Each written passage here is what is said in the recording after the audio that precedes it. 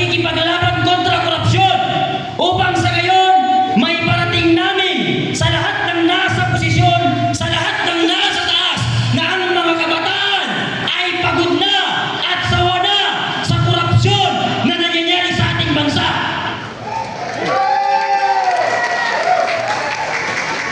Nasa loob pa lang kami ng tiyan ng aming mga magulang, nagbabayad na kami ng tax, nagbabayad na ng buwis, hanggang ngayon lubog pa rin sa utang ang ating bansa. Lalo't ngayon na bangag ang nakaupo at namumuno sa atin. Ang presidente natin ngayon, mas makapal pa ang pagmumukha niya sa halong blak at simento ng flood control.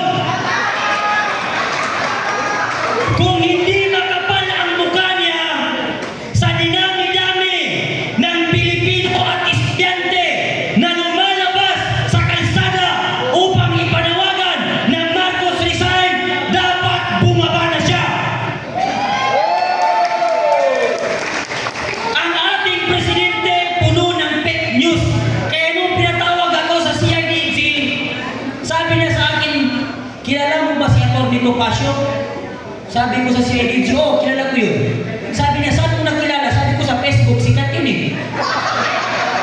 Sumunod naman na sinabi niya, kilala mo ba si Atty. Vic Rodriguez? Sabi ko, yes sir, kilala ko rin. Saan mo nakilala? Siya ba ang organizer ng mga rally? Sabi ko, hindi sir. Nakilala ko lang sa Facebook, tumakbong senador yung nakaraan eh. Sabi niya, ngayon, kung hindi ka pala, sabi niya, membro o nag-oorganisa sa mga rally, bakit ka nakakapagsalita? Sabi ko, sir, kung gusto mo sumama ka sa rally namin. Kasi sabi ko, noong pumunta ako sa rally, sabi sa MC, meron pa bang gustong magsalita dyan o maglabas ng inahin? Kaya sabi ko, lumapit ako, nagsalita ako. Ngayon sabi niya, ikaw ba itong nasa video? Sabi ko, yes sir, ako yan. Sabi nung general, hindi, maka-AI. Sabi ko, hindi sir, ako talaga yan. Ah, sabi niya, okay. Kinumpirm mo na ikaw yan. Ngayon sabi nung apat na general, panoorin natin yung video. Sabi ko, yes sir, panoorin natin, i-play yung video. Pinlay yung video. Kuwang-kuwa dun sa video, may lighter na ba ang lahat? Ngayon sabi niya, ikaw ba yung nagsigaw ng may lighter na ba ang lahat? Sabi ko, yes sir, ako yan. Bakit mo sinabi na may lighter na ba ang lahat? Susunugin niyo kung ano mo dyan? Sabi ko, hindi sir.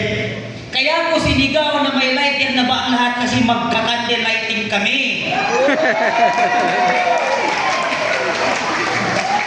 Ngayon sabi niya, sinabi mo kanina hindi ka part ng mga organisasyon o mga rally. Paano mo nalaman na magka-candle lighting kung hindi ka pala kasama sa mga meeting? Sabi ko sir, napakadaming rally ang pinuntahan ko. Minsan nakaupo lang ako, binibigyan ako ng kandila. Kaya naisip ko, baka magka-candle lighting kami sa iwasan. Kaya in-advance ko na. Sumunod naman, sabi niya, dito naman tayo sa isang video. Sabi ko, okay. Sabi niya, ikaw ba ito? Sabi ko, ako rin yan, sir.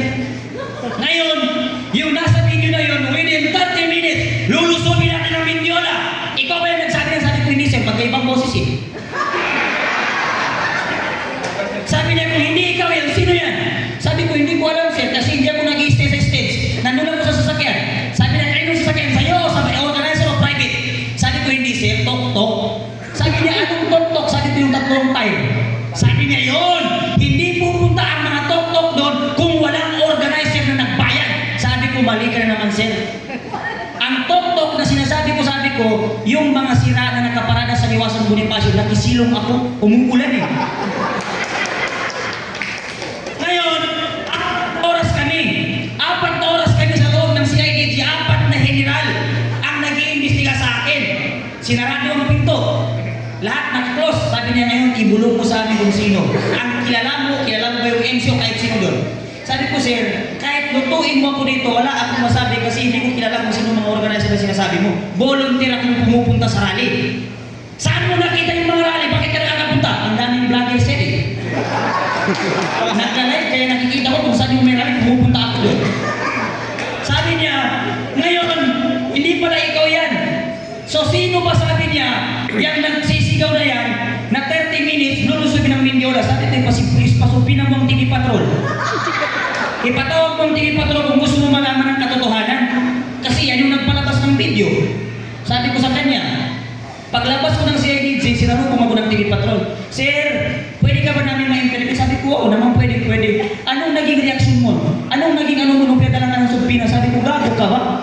Ikaw ang dahilan kung bakit ako pinasubpina, tapos halungin mo ako.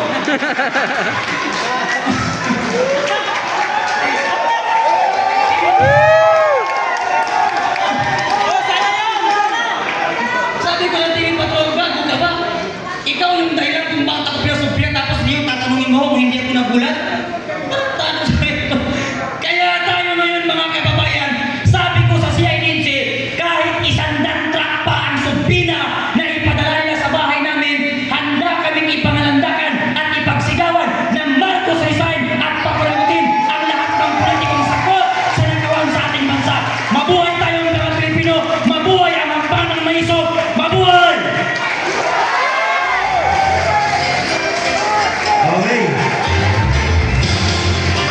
Okay, Kuya Boy.